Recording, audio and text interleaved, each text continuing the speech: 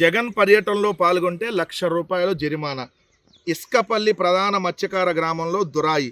నెల్లూరు జిల్లా బోగోలు మండలం ఫిషింగ్ హార్బర్ను పరిశీలించి మత్స్యకారులతో మాట్లాడేందుకు బుధవారం వస్తున్న మాజీ ముఖ్యమంత్రి జగన్మోహన్ రెడ్డి కార్యక్రమానికి హాజరయ్యేవారు గ్రామానికి ₹1,00,000 జరిమానా చెల్లించాలని అల్లూరు మండలం ఇస్కపల్లి ప్రధాన మత్స్యకార గ్రామంలో మంగళవారం దురాయి విధించారు. మత్స్యకారుల అదుపులో ఉన్న తమిళనాడుకు చెందిన బోట్లను తప్పించిన నేపథ్యంలో ఏర్పడిన వివాదాలు తీర ప్రాంతాల్లో తారాస్థాయికి చేరిన విషయం తెలిసిందే. ఈ వివాదాల నేపథ్యంలో జగన్ పర్యటనకు తమ గ్రామం నుంచి ఎవరూ హాజరు కాకూడదంటూ గ్రామ కాపులు కట్టుబాటు విధించారు.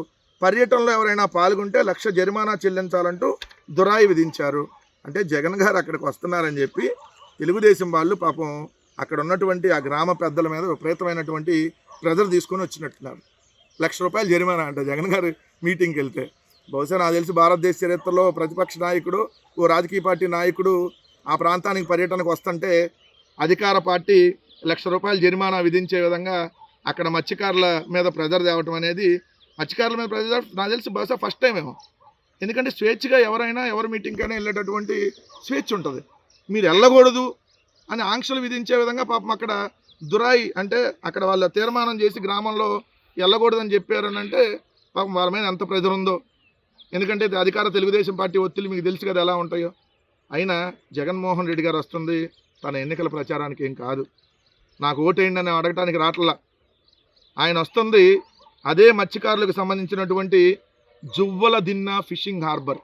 జగన్మోహన్ రెడ్డి గారు ముఖ్యమంత్రిగా ఉండగా 2021 మార్చి 19న జగన్మోహన్ రెడ్డి గారు జువ్వల దిన్న ఫిషింగ్ హార్బర్ నెల్లూరు జిల్లా కావలి నియోజకవర్గం బోగోలు మండలంలోని జువ్వల దిన్నె వద్ద 289 కోట్ల రూపాయల వ్యయంతో 76.89 ఎకరాల్లో ఏదైతే 25,000 మత్స్యకార కుటుంబాలకు ప్రయోజనం చేకూర్చేలాగా 1,250 మోటరైజ్డ్ అండ్ మెకనైజ్డ్ బోట్స్ అత్యాధునిక హంగులతో, అత్యాధునిక ప్రమాదాలతో, అక్కడ అత్యాధునిక ప్రమాణాలతో అక్కడ ఏదైతే ఆ హార్బర్ను నిర్మించారో ఆ హార్బర్ ద్వారా 41,250 టన్నుల మత్స్య సంపద అదనంగా ఎలా అందుబాటులోకి వస్తుందో అలాంటి జువ్వల దిన్నె ఫిషింగ్ హార్బర్ని ఏదైతే సాగర్ డిఫెన్స్ అకాడమీ అనేటటువంటి ముంబైకి చెందినటువంటి ఒక ప్రైవేట్ కంపెనీకి నారా లోకేష్ ధారాదత్తం చేస్తున్నాడు కాబట్టి దాన్ని వ్యతిరేకిస్తూ వస్తూ ఉన్నారు.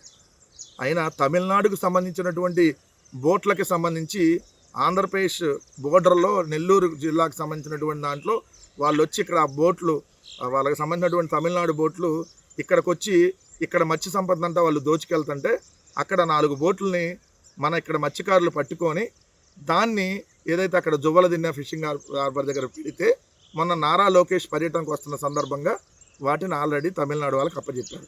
ఎలా అప్పచెప్పారు? దీని వెనకాల బేదా మస్తాన్ రావు, బేదా రవిచంద్ర యాదవ్ తమిళనాడు సంబంధించినటువంటి ప్రభుత్వంతో ఏదైతే మిలాఖత్ అయ్యి చేశారనేది వాస్తవం.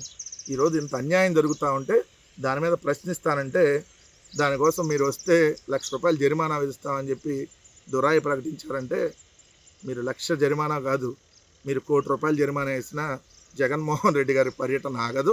జగన్మోహన్ రెడ్డి గారికి జనాల్ని మీరు ఆపలేరు. ముళ్ళ కంచెలు పెట్టినా, లేదంటే హౌస్ అరెస్టులు చేసిన, రోడ్లు తవ్వేసి జగన్మోహన్ రెడ్డి గారి పర్యటన అడ్డుకోవాలని చూసిన, పొలాల్లో నుంచి వస్తారు, లేదంటే గుట్టల్లో నుంచి వస్తారు, నదుల్లో నుంచి వస్తారు, లేదంటే కాలువల్లో నుంచి వస్తారు.